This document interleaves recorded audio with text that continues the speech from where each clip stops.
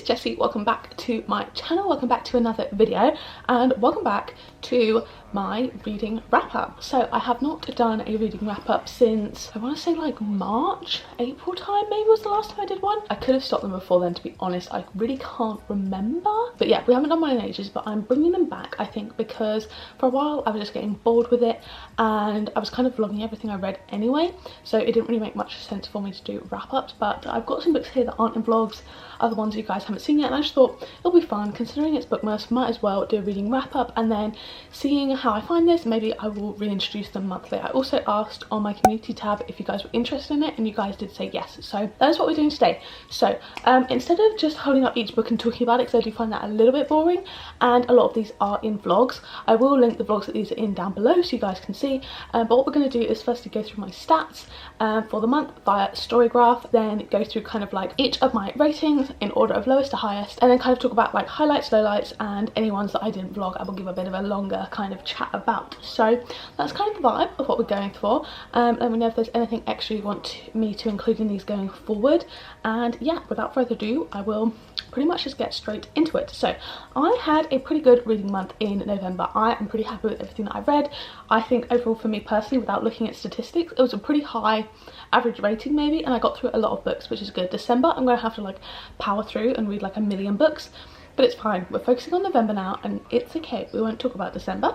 So in November I read 16 books, which is pretty high for me. I read 6,426 pages, and on the screen now you can see my kind of division of moods, I guess: mysterious, emotional, funny, tense, dark, adventurous, etc. Pace wise and page number wise, these are pretty consistent for me.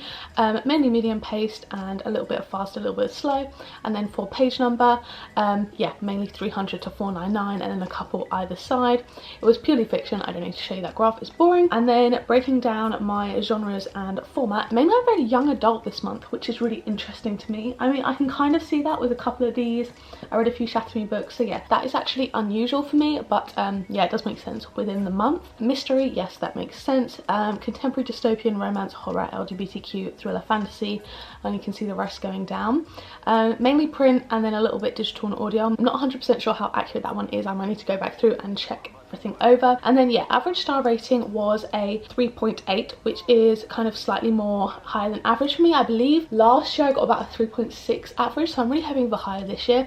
And yeah, 3.8 makes sense to me. Nothing lower than 2.5, but no 5 stars this month, which was actually, I did have a 5 star. Did I? No, I don't. I can't tell if I gave this one 5 stars. I must not have. I must have given it a 4.75. Anyway, we'll talk about that later. And then pages in November, clearly I was going absolutely mental on the 10th. I believe that was when I did a 24-hour like series readathon thing. Lots of pages read. So going through in order of worst to best, I guess. So my 2 lowest rated books this month, firstly we have Frozen Charlotte by Alex Bell, which I gave a 2.5, and I read this in my boyfriend picks my TBR video. And then I also gave a 2.5 to My Heart Is a Chainsaw by Stephen Graham Jones. This one I was vlogging part of, but then I scrapped that video because it just wasn't, I didn't have time to finish it, to be honest. This I read for a book club I was part of, and I was kind of enjoying it. I thought I would enjoy it a lot more than I did. It's basically a horror about a girl that's obsessed with slasher movies, and then a slasher starts kind of coming to her town. It's mixed media, which did appeal to me. You get these kind of chapters every now and again, which are like Slasher 101, which are like essays that she's writing. But I personally felt like it was just a continuation of the narrative voice, which I thought was extremely rambly anyway, and just like not kind of fully in touch with reality. And yeah, extremely rambly. I didn't enjoy the character voice anyway, so getting these extra essays which just felt like a continuation of the inner monologue that we would be having the whole book didn't really add anything to me. I felt like the main protagonist, like I said, not very likable, and her inner monologue was very long and very rambly. She would like go on for paragraphs and paragraphs of just things that were like happening in her head whilst like less than 5 minutes were going past. And then I thought the end just went a little bit chaotic for me. Normally I like a kind of crazy, like balls to the wall, like commit to the bit type of ending. Do you know what I mean? Like, I'm happy for you to absolutely go there, but in this one it felt so chaotic, and any deaths that happened I didn't feel attached to any of the characters. That didn't really mean anything to me. The reveal of who the slasher was I didn't think was set up well enough for me to enjoy the twist slash reveal. I didn't like that aspect of it, and again that is also something, the like trope, I won't give too much away, but that type of trope is something I do normally quite enjoy. and I have enjoyed it in books previously. However, in this one I feel like it just didn't hit. But yeah, the chaos at the ending, I just like could not keep up. It was just ridiculously fast paced, and I don't think it ended well. And I didn't like the kind of weird ambiguous ending. I just didn't enjoy it, to be honest. So this was a 2.5. Then we have Sun, which I gave a 2.75. I vlogged the start of this, and then the other half was also in that video that I scrapped with My Heart is a Chainsaw. This one I just felt was a bit pointless. The whole middle section I would argue is pointless because we get connected to characters that we never see again, kind of. There was such a long stretch of her climbing up a cliff. There was probably about 50 pages of her climbing up this cliff. I didn't like where the story went. To be honest, I've forgotten most of it now. I can't really remember how it ended. Oh, the final conflict as well I thought was incredibly rushed, like less than a few pages, and we were building up to it for the whole book. I really liked the first half of it, but yeah, I just did not enjoy the way that this kind of turned out, and I wasn't really a fan, to be honest. And I kind of have these feelings with the whole of the series, to be honest. I feel like it very much could have just been a standalone, because the first one's the best and then it's gone very much downhill since. The third one was my least favourite, but I also didn't like this one, and I feel like it did not need to be 400 pages at all. The others are like under 200 pages, and this one was just so long for no reason. I thought we were going to see like all the characters together, and that only really happened towards the very end.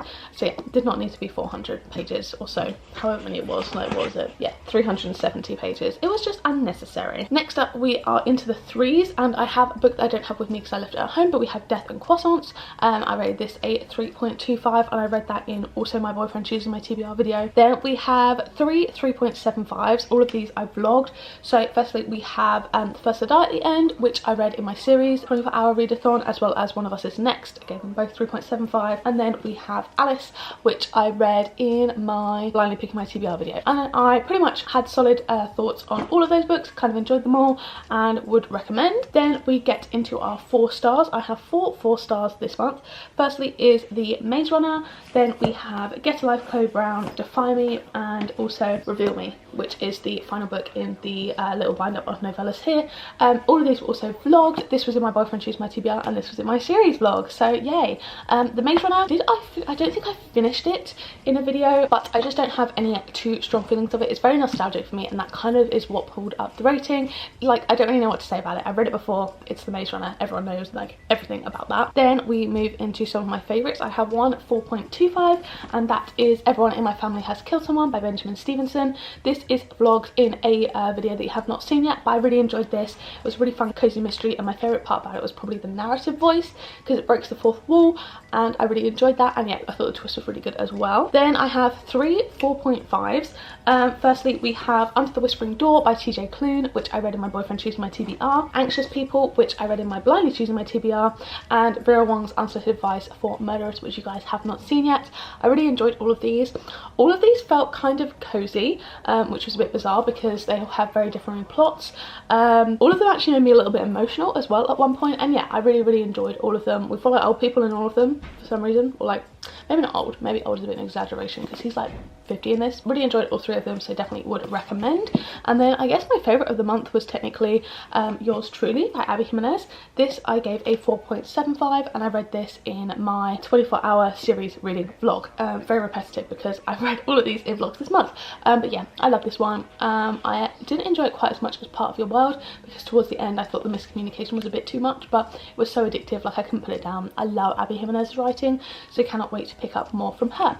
So that is everything I read. So highlights for me, out of all of these, I'd definitely say Yours Truly, Anxious People, and Vera Wong's Unsolicited Advice for Murderers. Especially Vera Wong, because I didn't enjoy Diary for Aunties, which is by the same author, but I really loved it. I thought they were such cute characters and I had such a fun time with it. These 2 as well I really enjoyed, obviously. And then disappointment, biggest disappointment of the month was probably My Heart's a Chainsaw, just because I thought I was going to enjoy it a lot more.